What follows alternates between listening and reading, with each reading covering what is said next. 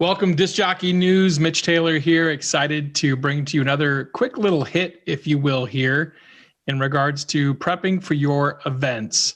Now, there are different roles that you may have at an event. Many of you, if you haven't been living under a rock, many of you have maybe pivoted into doing ceremonies for your clients. And I find there are a few different things that you want to be sure you're doing when it comes to your wedding ceremonies if you are serving in that role as a minister for a client's event. Is that something you've seen in your area at all, Howie, or no? Or there are quite a few DJs I know of that have gotten, that officiant certificate. And some of them actually save the day if something happens when the minister doesn't show up. So it's something I'm afraid to get because I'm afraid a bolt of lightning would come down and hit me. So for me, that happened about 10 years, a little over 10 years ago now. I performed my very first ceremony for a military couple when they asked me, hey, would you be willing to do this for us? You know, you're well-spoken. We like you. You're already representing us on our wedding day as the master of ceremonies. So if you don't mind, and it's a military couple, what am I going to say? You know what I mean? So, but I didn't want to go into it just from a standpoint of, okay, well, I guess send me this thing and I'll read this thing and that'll be it. You have to dig deeper than that. You have to go beyond just the script. And you have to get into the purpose of what you're doing, and specifically the history and the tradition and the meanings behind what you're doing, and then also how to do it. And you're personalizing it too, I guess, right? Yeah, absolutely. You're personalizing it.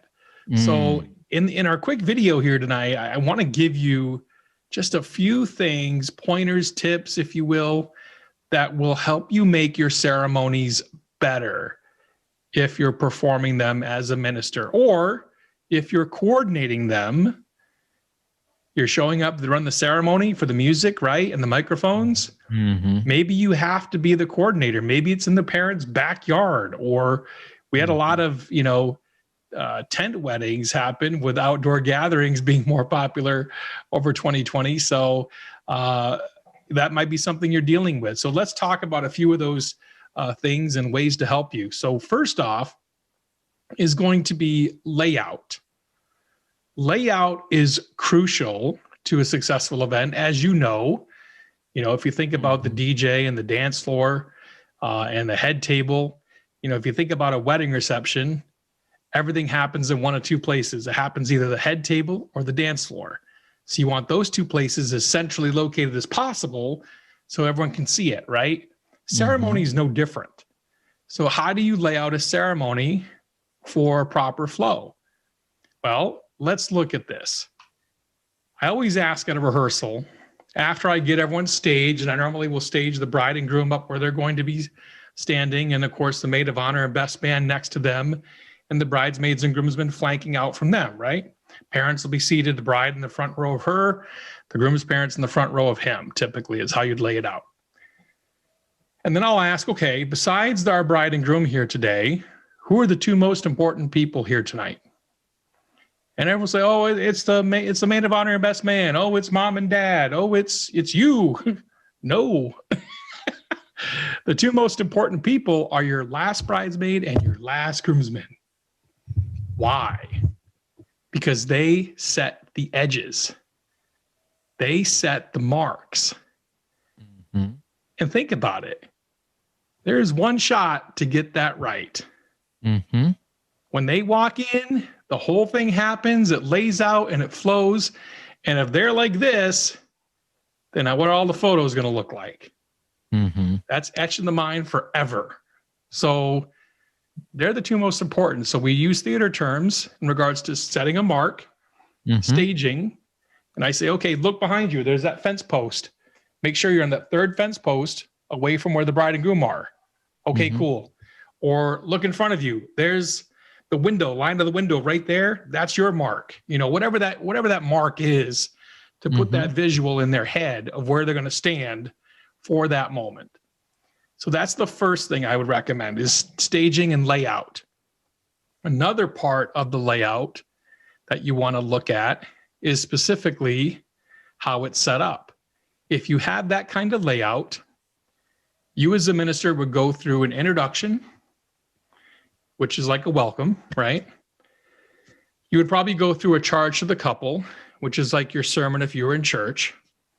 You may have a reading or not at that point.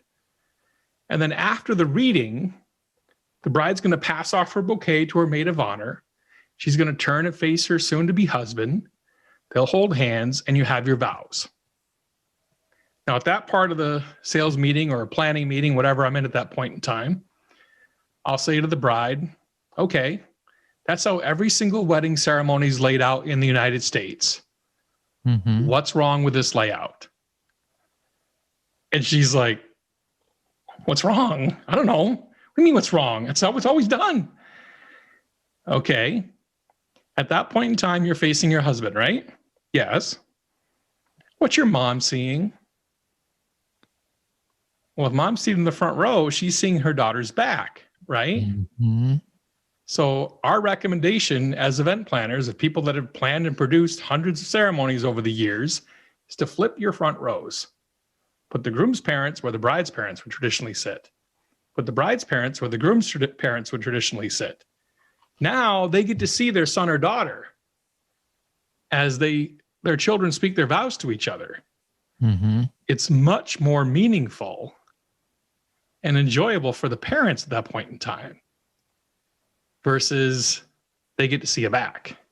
They get to see their faces. Mm-hmm. So that's the other thing in regards to the planning and staging and layout.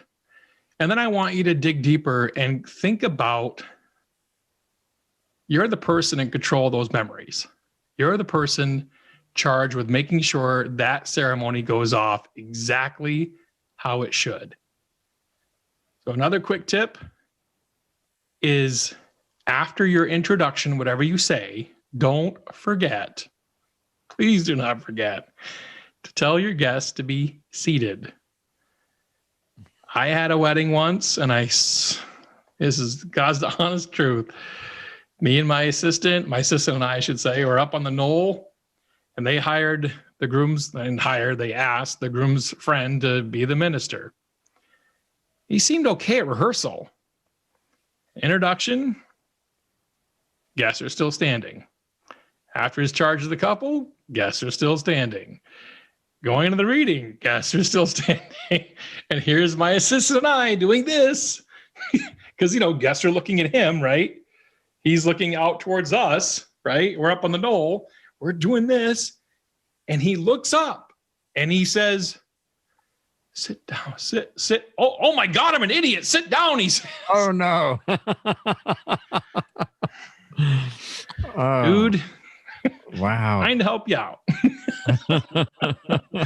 So that one may not have gone as well, even though our heart was in the right place, right? Mm-hmm. However, again, make sure you tell people to be seated. Another quick little thing is to whisper to the bride to pass off her bouquet before she goes into vows. Mm-hmm. Sometimes they'll forget that.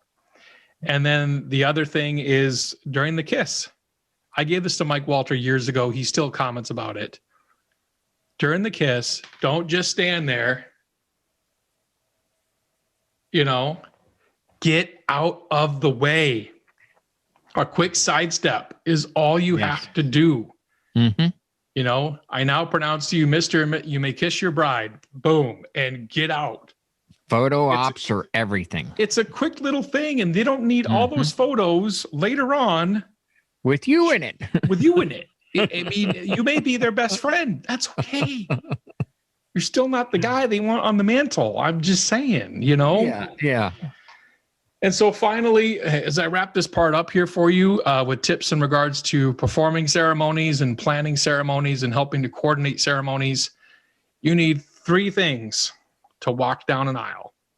Do not start your ceremony if you don't have these 3 things taken care of. Number 1, make sure that someone has the rings. Someone's got to have rings, okay? Number 2, make sure that your mic which we use lavalier mics here at my company. Make sure your mic and the groom's mic, we use 2 lav mics. Your mic and the groom mic are both turned on at the body pack and ready to go. And number 3, don't you dare ever start a ceremony without knowing if the bride is ready to walk down that aisle. Because there's nothing worse than the awkward, is she coming? You know what I mean? You don't want that. Bad idea. So you don't send everyone else down without knowing for sure that she is ready to go and be married that day. So just some quick tips. Mitch Taylor, Disc Jockey News, on ways to make your ceremonies better from both the planning, the production, and the performance side of it. Thanks for watching.